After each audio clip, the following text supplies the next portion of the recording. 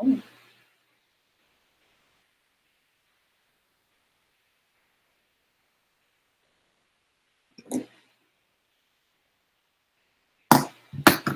Let's talk endometriosis and fibroids. Hi, this is Jovanka from JovankaCiares.com, and this is another live broadcast of the Reclaiming Wellness live show. And as you probably know by now, we've been talking for the last 3 days as a way to celebrate Women's History Month. We are talking about women's health issues, things that affect women, especially when it comes to our hormonal health. This is video number 4, and today we're going to talk about endometriosis and fibroids, which are things that are near and dear to my heart because it was my endometriosis and my fibroids that kick-started the wellness journey that I have been on for the last 15 years. So as horrendous as that process was, I consider them to be my healthy smackdown, but they also became my jolt of motivation. They were the ones that actually told me to get up off my butt, find alternative solutions when Western medicine didn't have anything to offer me other than surgery or any invasive treatments that were going to disrupt the rest of my life. So let's first and foremost talk a little bit about endometriosis. But before we do that, I ask you to please, oh my God, I'm forgetting what I'm supposed to say. I'm asking you to please, subscribe to my channel because we're going to be doing a lot of these live broadcasts as the months progress.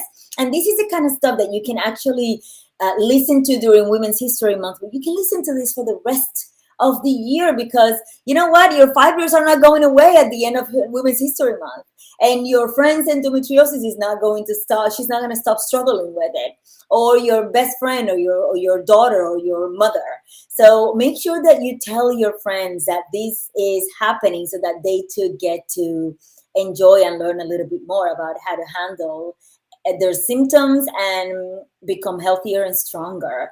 If you've missed the other 3 broadcasts, we talked about low libido on day 1. We talked about, I can't even remember what we talked about. Let's see. We talked about PMS yesterday, and then we talked about menopause and perimenopause on day 2. So make sure that you actually check those. If you haven't, all you have to do is sign up by just subscribing on my YouTube channel and clicking that little notification bell so you don't miss any of the future videos.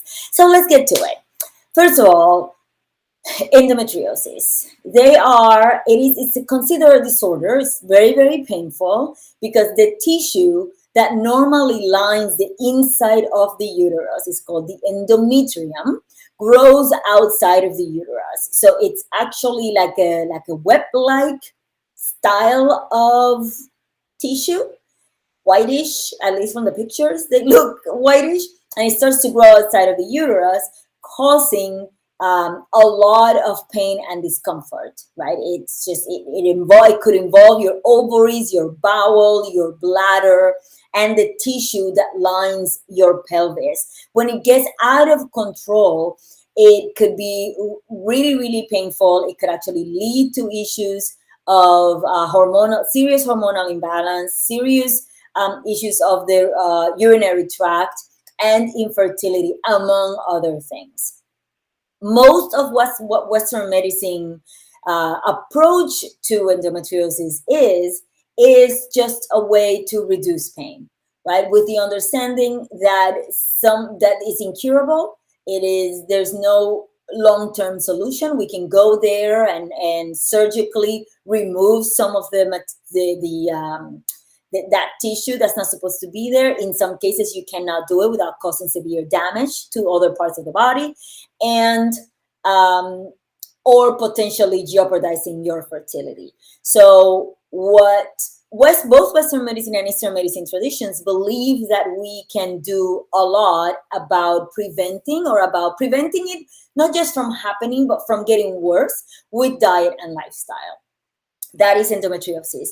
When it comes to fibroids, they are essentially growths, benign tumors in 99+% of the cases, those tumors are considered benign, not dangerous. They can grow in your uterus, and they can grow inside, on it, so outside, and in between, so in the muscle wall.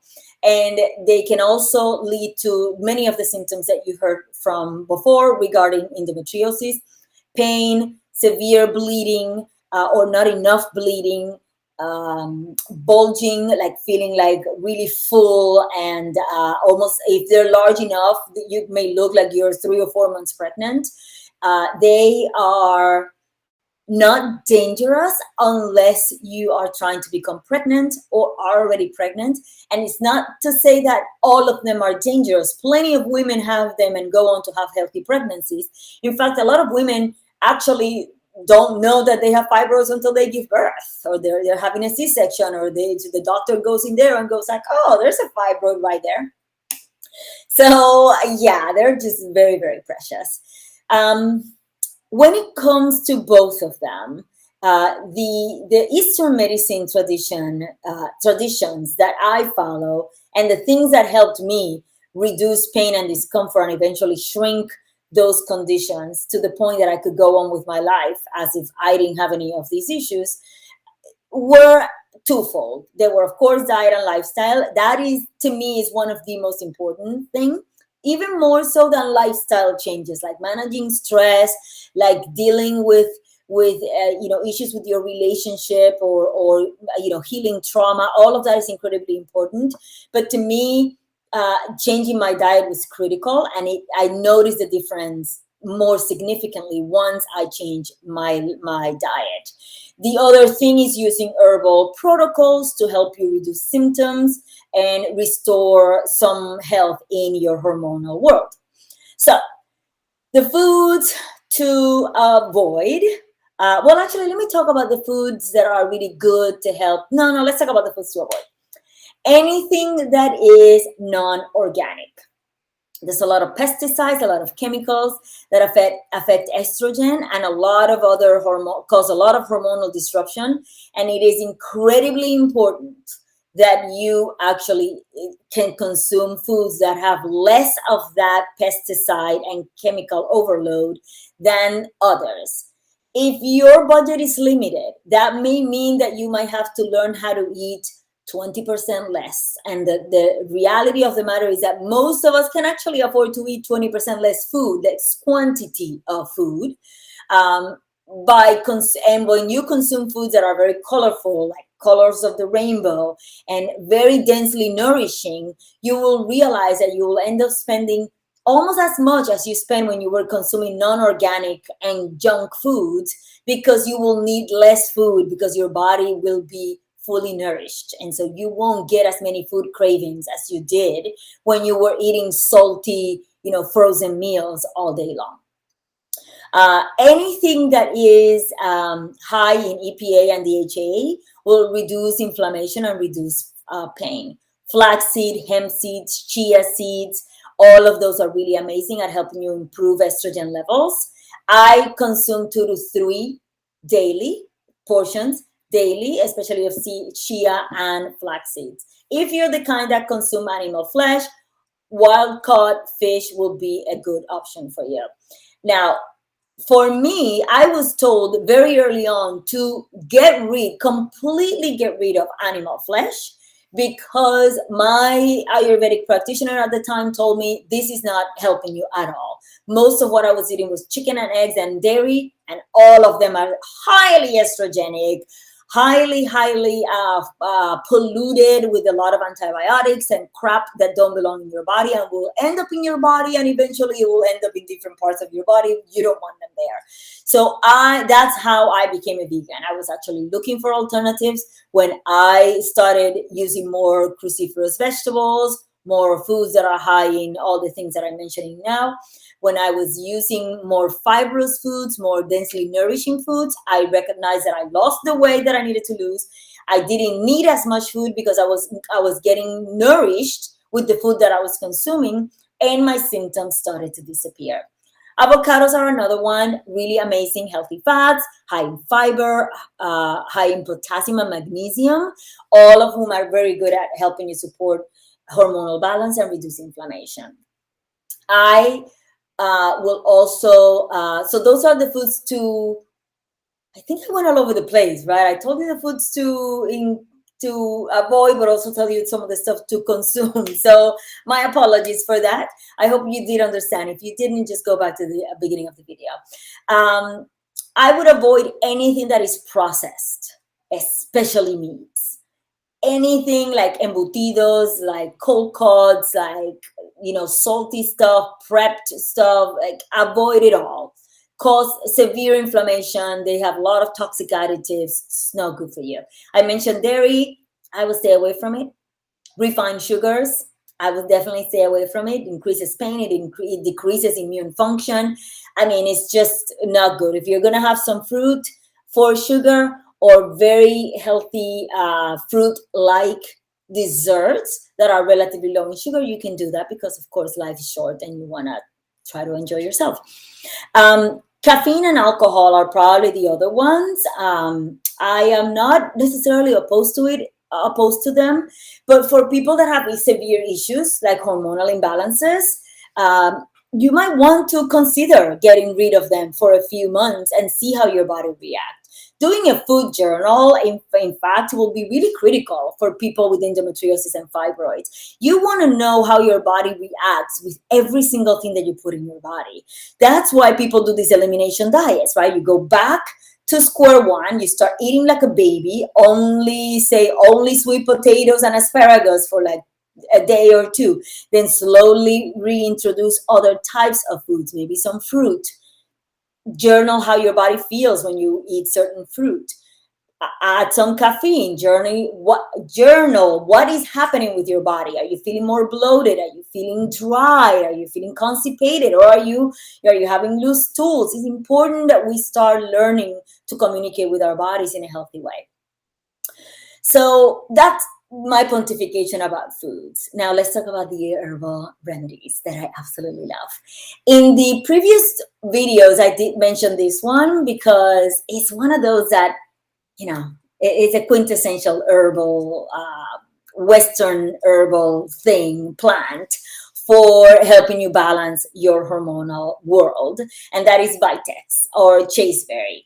Really great at balancing progesterone and estrogen ratios. Really great at reducing symptoms of PMS, and with it, some of the potential disruption and pain caused by the endometriosis and the fibroids, especially on the first few days of your cycle, of your period, when you might feel the most uncomfortable. Shadavari is something that's not on my list that I was going to mention today, but it is also such an amazing plant that it begs to be, mentioned again. It is the quintessential fertility plant from an Ayurvedic perspective for women.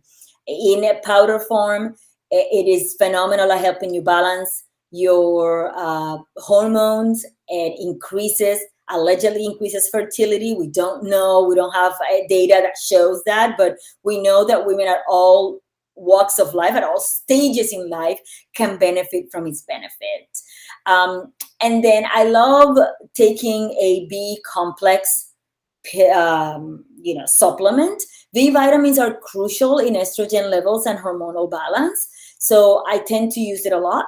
I mentioned in another previous video doing compresses with all kinds of different oils. The one that is the most common is primrose oil and castor oil. So you soak a cheesecloth on castor oil and a little bit of that primrose oil, and you put it right on your belly every single day for 20 to 60 minutes. You can put a warming pad over your belly so that you can start feeling the warmth, and all those oils get through the skin and will, if they're not going to reduce the condition itself, they're actually going to be really great at reducing pain, inflammation, and discomfort.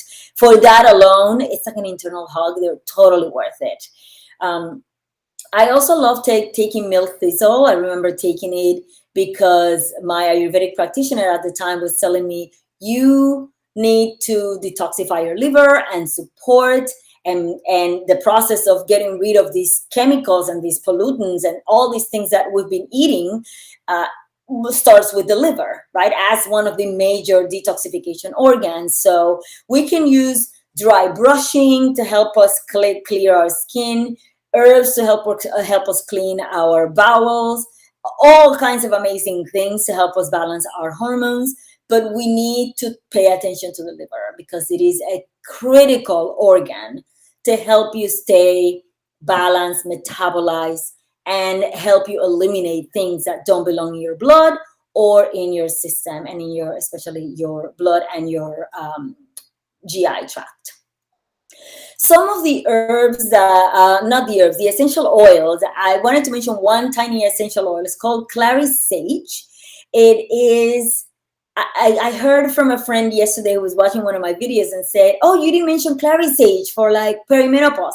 And so clary sage is one of those essential oils that help balance hormones, and it's been effective as reducing symptoms of perimenopause, PMS, and endometriosis. So I didn't mention it on the other two videos, but it's critical that you know that it actually is fantastic. I just put 2 to 4 drops on my skin, over the abdomen, on my breast. For people that have cysts on the breast, it's also really great. And you can apply the warm compress with the other 2 oils that I mentioned interchangeably. You can actually do one day another one, or use them all together. They're that amazing for you. So that is it, my friend. Those are some of my recommendations for this issue of endometriosis and fibroids. The last thing I will say is that it's important, like I said at the very beginning of this video series, it's important that you are patient with yourself, that you are consistent with the work, and that you check with a professional. Check with your doctor, check with your herbalist, send me an email if you have any specific questions, and stick with it. Stick with the plan because it does work. I am a walking, breathing example of the fact that these protocols, these natural alternative medicines can be really beneficial for a lot of women. And so don't lose hope. Don't get frustrated. You don't have to live in pain. You could truly live the best life you could possibly imagine by giving yourself the gift of herbal medicine every single day. So happy Women's History Month. Happy womanhood, livelihood. If you have any specific questions, make sure that you share them right below and leave a comment below. Make sure that you share this video with all of your friends all over the internet and that you subscribe for more tips and a jolt of motivation for your healthy, happy, and